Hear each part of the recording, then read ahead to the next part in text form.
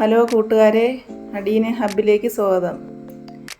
ഞാൻ ഇന്ന് നിങ്ങളെ കാണിക്കാൻ പോകുന്നത് അഡീനം ഗ്രാഫ്റ്റ് ചെയ്യുന്നത് എങ്ങനെ എന്നാണ്. ഞാൻ 2 സൈസ് ഗ്രാഫ്റ്റിങ്ങും ചെയ്യുന്നുണ്ട്. ഒന്ന് വി ഗ്രാഫ്റ്റും ഒന്ന് ബട്ടൺ ഗ്രാഫ്റ്റും. 2 ഗ്രാഫ്റ്റും പെട്ടെന്ന് പിടിച്ചു കിട്ടുന്നത് തന്നെയാണ്. ഏറ്റവും എളുപ്പം വി ഗ്രാഫ്റ്റാണ്. അപ്പോൾ നമുക്ക് ഗ്രാഫ്റ്റിങ്ങിലേക്ക് പോകാം. എല്ലാവരും എൻ്റെ വീഡിയോ ഫുള്ളായി കാണണേ. സബ്സ്ക്രൈബ് ചെയ്തിട്ടില്ലെങ്കിൽ സബ്സ്ക്രൈബ് ചെയ്ത് സപ്പോർട്ട് ചെയ്യണേ. ഇന്ന് ഞാൻ ഗ്രാഫ്റ്റ് ചെയ്യാൻ എടുക്കുന്നത് ഈ വയലറ്റ് അഡീനിയത്തിൻ്റെ കമ്പാണ്.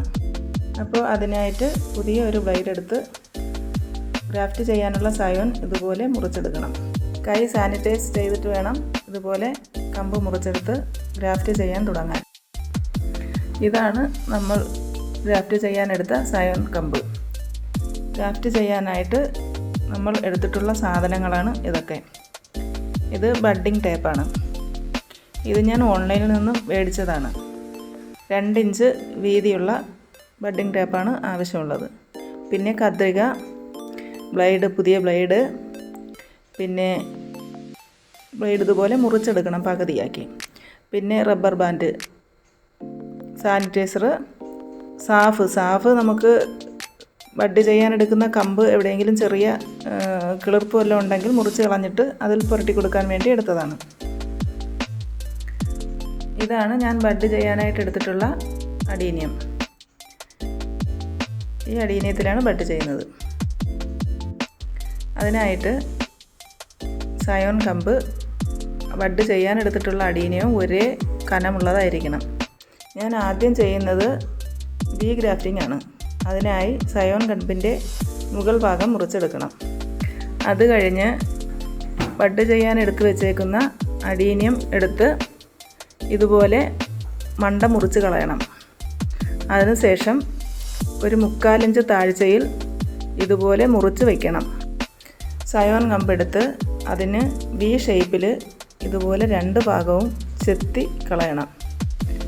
2 ഭാഗവും ഒരുപോലെ തൊലി, 2 സൈഡിലുള്ള തൊലി വേണം. ഇതുപോലെ 2 സൈഡ് ഇങ്ങനെ ചെത്തി എടുത്തതിന് ശേഷം ഇതുപോലെ നമ്മൾ മുറിച്ച് വെച്ചേക്കുന്നതിന് അകത്ത് നല്ല രീതിയിൽ പ്രസ് ചെയ്ത് വയ്ക്കണം. 2 കമ്പുകളും 2 സൈഡും ഒരുപോലെ ഇരിക്കത്തക്ക രീതിയിൽ വയ്ക്കണം. അതിനുശേഷം ഇതുപോലെ ബഡ്ഡിംഗ് ടേപ്പ് കുറച്ച് നീളത്തിന് മുറിച്ചെടുക്കണം.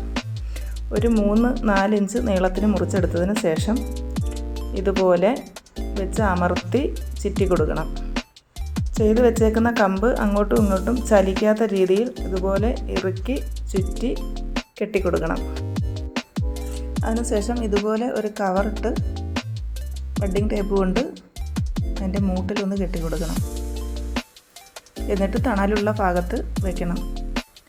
ഇനി നമുക്ക് ബട്ടൺ ഗ്രാഫ്റ്റ് ചെയ്യാം. അതിനായിട്ട് ഇതുപോലെ ഒരു അഡീനിയം എടുത്ത് മുറിച്ച് കളയണം.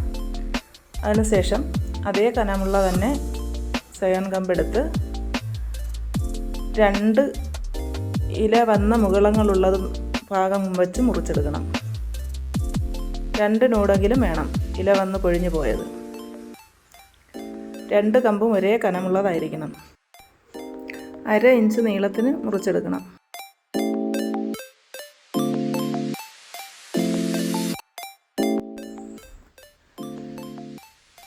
ബഡ് ചെയ്യാനെടുത്ത അഡീനിയവും എടുത്ത സയോൺ കമ്പിൻ്റെയും ഒരേ ലെവലിന് മുറിച്ചെടുത്ത് ഇതുപോലെ വയ്ക്കണം. അതിനുശേഷം ബഡ്ഡിംഗ് ടേപ്പ് 2 ഇഞ്ച് നീളത്തിന് മുറിച്ചെടുത്ത് ഇതുപോലെ ഇതിൻ്റെ മണ്ടയിൽ വെച്ച് നല്ലവണ്ണം താഴോട്ട് വലിക്കണം. ഇറുക്കി വലിച്ച് റബ്ബർ ബാൻഡ് ഇട്ട് കൊടുക്കണം.